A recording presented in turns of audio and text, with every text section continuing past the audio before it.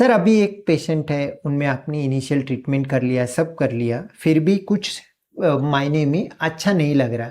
उनमें कोलोनोस्कोपी कब करना आप सजेस्ट करते हैं? यानी कॉन्स्टिपेशन ट्रीट नहीं हुआ इसलिए कोलोनोस्कोपी बोलते हैं, या कुछ सिम्टम के हिसाब से कोलोनोस्कोपी बोलते हैं? किन पेशेंट में कोलोनोस्कोपी जरूरी है और कोलोनोस्कोपी करने का कॉन्स्टिपेशन में पर्पस क्या है, ये दोनों के बारे में बताएंगे सर?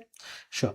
सो कोलोनोस्कोपी जो होती है ये दूरबीन से एक जांच होती है जो बड़ी आंत के बारे में हमें बहुत सारी इंफॉर्मेशन देती है।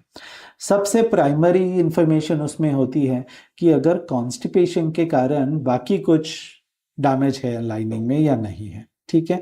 तो वो इंटरनल पाइल्स वगैरह के बारे में या रेक्टल अल्सर्स होते हैं उसके बारे में इंफॉर्मेशन मिलती है। बट प्राइमरी कॉन्स्टिपेशन क्रिएट करने वाले कोई ब्लॉकेजेस वगैरह, जैसे कोई पॉलिप्स है, कभी कहीं डायवर्टिकुलर स्ट्रिक्चर है, कैंसर है, इसके बारे में कोलोनोस्कोपी अच्छे से हमें इंफॉर्मेशन देती है। हर किसी को कोलोनोस्कोपी की ज़रूरत नहीं है। ओके। अगर कॉन्स्टिपेशन सब ट्रीटमेंट कर ली है, लाइफस्टाइल चेंजेस करे हैं, फिर भी कंटिन्यू है, तो कोलोनोस्कोपी बिल्कुल ज़रूरी है। यानी मेडिकल ट्रीटमेंट से अच्छा पेशेंट नहीं हो रहा है तो कॉज ढूंढने के लिए, ऑर्गेनिक कॉज ढूंढने के लिए कॉन्स्टिपेशन जरूरी होता है सर, वैसे ही है। और सीरियस जो इश्यूज है वो डायग्नोसिस एक टाइम पे होना भी जरूरी है। तो पहली विजिट में कोलोनोस्कोपी बिल्कुल जरूरी नहीं होती है, लेकिन अगर चीज़ें सेटल नहीं हो रही है, कोलोनोस्कोपी करके बाकी सीरियस इश्यूज रूल आउट करना जरूरी होता है सर। यानी कोलोनोस्कोपी एक ट्रीटमेंट नहीं है कॉन्स्टिपेशन का, लेकिन कॉन्स्टिपेशन जैसा कि हमने डिस्कस किया, कॉन्स्टिपेशन एक लक्षण भी हो सकता है, एक बीमारी भी हो सकती है। अगर कोई दूसरी बड़ी बीमारी अंदर है उसकी वजह से कॉन्स्टिपेशन हो रहा है क्या, जिससे जान को खतरा हो सकता है, वो रूल आउट करने के लिए कोलोनोस्कोपी इंपॉर्टेंट टेस्ट है, और जिनमें जरूरत है करने की जरूरत होगी तो करना चाहिए, ऐसा ही आपका बोलना? बिल्कुल सर। स्पेशली आपने जैसे कहा किन लोगों में, तो यंग लोगों में कोलोनोस्कोपी की जरूरत इमीडिएटली नहीं होती है। यूजुअली 45 के ऊपर कुछ सीरियस इश्यूज और स्पेशली कैंसर जैसी जो रिस्क होती है जो बढ़ती है 45 के ऊपर, तो उनमें अगर न्यू ऑनसेट कॉन्स्टिपेशन है या अनरिजॉल्विंग परसिस्टेंट कॉन्स्टिपेशन है, उनमें कोलोनोस्कोपी बिल्कुल ज़रूरी है।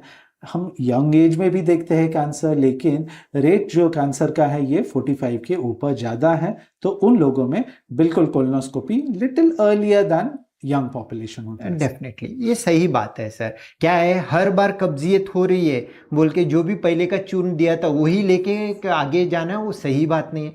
अगर न्यू ऑनसेट है, बहुत लॉन्ग ड्यूरेशन है, और लास्ट 10 साल में अगर नहीं किया है कोलोनोस्कोपी, तो कोलोनोस्कोपी करके रूट कॉज देखने के लिए कोलोनोस्कोपी डेफिनेटली बेटर इन्वेस्टिगेशन रहता है। कोलोनोस्कोपी के अलावा कॉन्स्टिपेशन में और ऐसे कौन से टेस्ट है वो जरूरी होती है अगर लॉन्ग टर्म में कॉन्स्टिपेशन रूल आउट नहीं हो रहा है तो?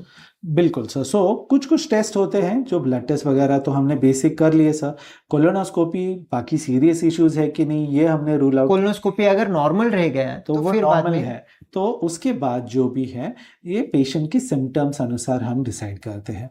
अगर किसी में मोशंस आता है लेकिन पूरा क्लियर नहीं कर पा रहे हैं, इनकम्प्लीट इवैक्यूएशन जो बोलते हैं, that usually indicates obstructed defecation, कि यार ऑब्स्ट्रक्ट हो रहा है वहाँ पे। तो हमारे मोशंस प्रॉपरली होने के लिए जो कोऑर्डिनेशन चाहिए ये हमारे पेल्विक फ्लोर मसल्स में होता है, तो ये कोऑर्डिनेशन कहीं ना कहीं डिस्टर्ब हुआ है। तो वो डिस्टर्बेंस ढूंढने के लिए एनल मैनोमेट्री कह के जो टेस्ट होती है ये नेक्स्ट लेवल टेस्ट होती है। It's a very specialised test, लेकिन बहुत अच्छे से हमें बताती है कि मोशन जो मसल्स है पेल्विक फ्लोर के, उनकी स्ट्रेंथ कितनी है, उनकी कोऑर्डिनेशन कितनी अच्छी है, उस पर हमें काफ़ी इंफॉर्मेशन मिलती है। और ये डिससिनर्जिक डेफिकेशन, ये जो पेल्विक फ्लोर के मसल्स में जो कोऑर्डिनेशन की कमी है, ये बहुत कॉमन है और बहुत कम लोगों में अच्छे से डिटेक्ट होता है। डेफिनेटली अगर अच्छे से डिटेक्ट हो गया तो उसमें बहुत स्पेशलाइज्ड एक्सरसाइजेस होते हैं, बायोफीडबैक एक्सरसाइजेस, जिनसे पेशेंट्स की मसल स्ट्रेंथ कोऑर्डिनेशन इंप्रूव होती है और पेट अच्छे से साफ होना शुरू होता है। ओके। अभी बाकी भी लोग होते हैं कि जिनमें काफ़ी दिन तक ट्रिगर नहीं आ रहा है वगैरह, जिसमें स्लो ट्रांजिट कॉन्स्टिपेशन एक कहा जाता है। उसके लिए भी transit time, colonic transit time ढूंढना ये टेस्ट होता है। कुछ इसमें प्रोलैप्स हो रहा है, वहाँ के मसल्स ठीक से कोऑर्डिनेटेड फैशन में काम नहीं कर रहे हैं, तो उसमें एमआरआई भी होता है, कि एमआरआई डेफिकोग्राफी, ये एक स्पेशलाइज्ड टेस्ट होते हैं। हर पेशेंट की हिस्ट्री के हिसाब से हम डिसाइड करते हैं कि इनमें क्या प्रॉब्लम हो सकती है और what is the right test for that sir. Definitely. ये जब आपके साथ में पेशेंट कुछ दिनों से है, हिस्ट्री प्रॉपर दिया है, कोलोनोस्कोपी नॉर्मल है, तो उसी के बाद में ही ये सभी चीजें लगती है। Very specialised, very useful test, लेकिन ये chronic constipation which is not settling, जहां पे हमने बाकी सीरियस चीजें रूल आउट कर ली। ओके, ये जो आपने ऑब्स्ट्रक्टेड डिफिकेशन बताया सर, डिसिनर्जिक डिफिकेशन बताया, यानी मोशन का एक कब्जियत का एक तरीका ही बताया। कब्जियत और सीवियर कब्जियत होती है सर उसमें। इन मरीजों में क्या लक्षण होते हैं जो नॉर्मल कॉन्स्टिपेशन में नहीं रहता है? अभी किस मरीज को स्लो ट्रांजिट होने की पॉसिबिलिटी है और किस मरीज के सिम्टम के ऊपर इसको डिससिनर्जिया होने की पॉसिबिलिटी है, कैसे आप जांचते हैं? तो स्लो ट्रांजिट कॉन्स्टिपेशन में यूजुअली उनको मोशंस के ट्रिगर आना जो है उसमें प्रॉब्लम होती है, बिकॉज मोशंस मूवमेंट ठीक से नहीं हो रही है। लेकिन जो ऑब्स्ट्रक्टिव डेफिकेशन होता है या डिसएनर्जिक डेफिकेशन है, वहां ट्रिगर आता है सर उनको, लेकिन जब मोशन करने जाते हैं मूवमेंट ठीक से होता नहीं है, जो मोशन है पूरा क्लियर नहीं होता है, जोर लगाना पड़ता है फिर भी मोशन क्लियरली नहीं होता है।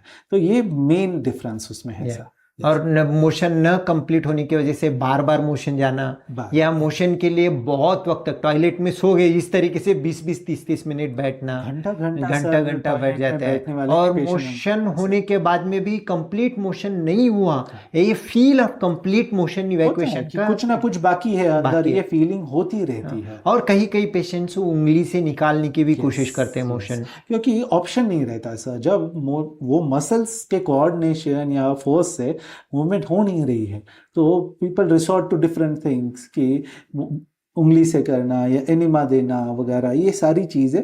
इसीलिए कहा ये डिसएनर्जिक डेफिकेशन काफ़ी सीवियर कॉन्स्टिपेशन क्रिएट करता है, इसलिए इसके डायग्नोसिस ठीक से होना, सिर्फ मेडिसिन से ये सॉर्ट आउट नहीं होना है।